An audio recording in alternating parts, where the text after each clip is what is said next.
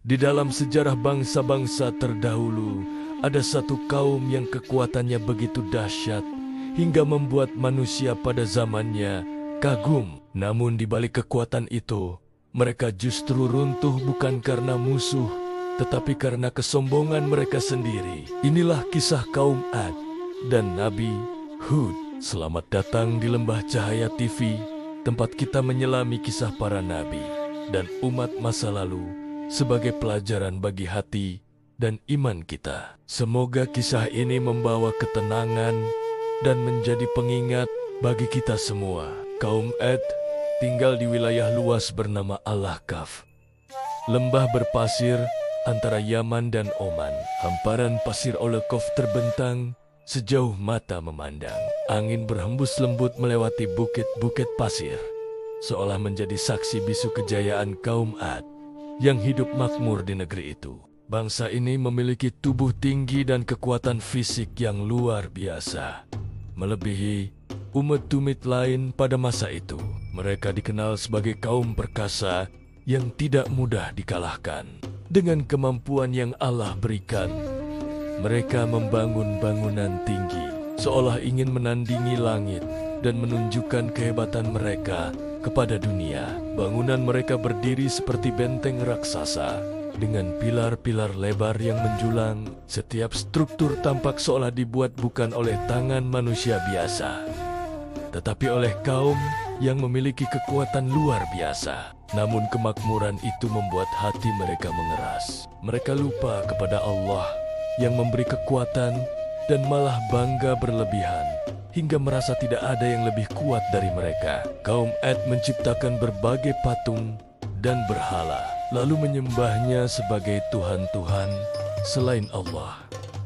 Mereka meyakini patang-patang itu bisa memberi perlindungan dan rezeki. Berhala-berhala itu berdiri di tengah pemukiman mereka, dihias dengan emas dan batu berharga. Namun di balik kemegahan itu, hati mereka semakin kosong dari cahaya. Untuk meluruskan mereka, Allah mengutus seorang nabi dari keturunan mereka sendiri, seorang lelaki saleh bernama Hud AS yang dikenal jujur dan penuh hikmah. Dengan suara lembut dan penuh kasih, Hud berkata kepada kaumnya, "Wahai kaumku, sembahlah Allah saja, tidak ada Tuhan selain Dia."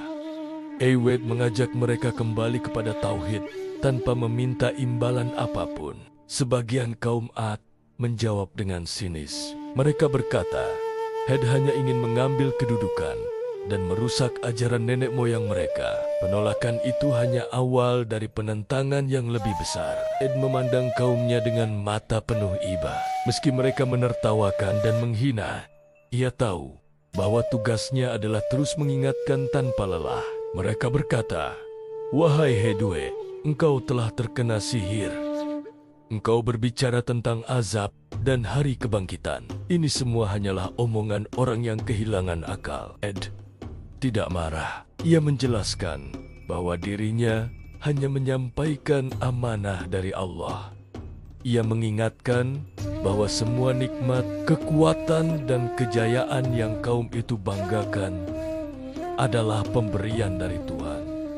Hud berkata, "Ingatlah bagaimana Allah menjadikan kalian bangsa yang kuat. Mengapa kalian tetap menyembah sesuatu yang tidak bisa memberi manfaat ataupun mudarat?"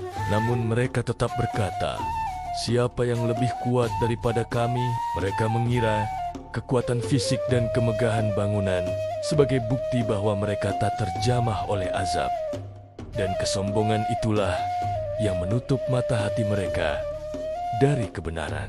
Nabi Hud menjawab dengan tenang bahwa segala kekuatan itu pemberian dari Allah, bahwa Sang Pencipta lebih berkuasa dari makhluk manapun, dan bahwa jika hati terus dibutakan oleh keangkuhan, maka manusia akan kehilangan jalan keselamatan, meski tubuhnya kuat dan hartanya melimpah. Penolakan kaum Ad membuat Allah menahan hujan dari negeri mereka. Tanah yang dahulu hijau mulai mengering, pohon-pohon meranggas, dan angin menjadi panas serta menyengat. Tanah yang dahulu subur berubah menjadi retakan panjang. Langit yang biasanya cerah tampak kusam, dan aroma debu memenuhi udara setiap kali angin berhembus. Namun, mereka tetap tidak menyadari bahwa itu adalah peringatan dari Allah. Melihat kondisi itu, Hud alaihissalam kembali mendatangi mereka dan berkata, "Wahai kaumku, mohonlah ampun kepada Tuhan kalian. Niscaya Dia akan menurunkan hujan dan menambah kekuatan kalian." Namun seruan ini tetap ditertawakan. Dengan angkuh mereka berkata, "Datangkanlah azab yang kau janjikan itu jika engkau memang benar." Mereka tidak menyadari bahwa dengan ucapan itu mereka sedang meminta kebinasaan mereka sendiri. Hud pun menengadahkan tangan dan berdoa kepada Allah, memohon kekuatan dan menyerahkan seluruh urusan kepadanya. Ia berkata, "Ya Tuhanku, tolonglah aku. Mereka telah mendustakanku." Beberapa hari kemudian, tampak awan gelap tebal bergerak menuju lembah mereka. Kaum Ad sangat gembira. Mereka bersorak, "Inilah awan pembawa hujan yang kita tunggu." Padahal itu adalah awal dari kehancuran mereka. Ketika awan itu tiba, angin dingin yang sangat keras turun dari langit. Angin itu tidak seperti angin biasa. Ia membawa suara mengerikan, menghancurkan apapun yang dilewatinya, meruntuhkan bangunan megah yang mereka banggakan. Angin itu berhembus tanpa henti selama 8 hari 7 malam. Kaum Ad terhempas, tercampak, dan tidak ada satupun yang mampu berdiri melawan kedahsyatan azab tersebut. Tubuh perkasa mereka bergelimpangan seperti batang pohon kurma yang tumbang. Sementara itu, Hud alaihissalam dan orang-orang beriman diselamatkan oleh Allah.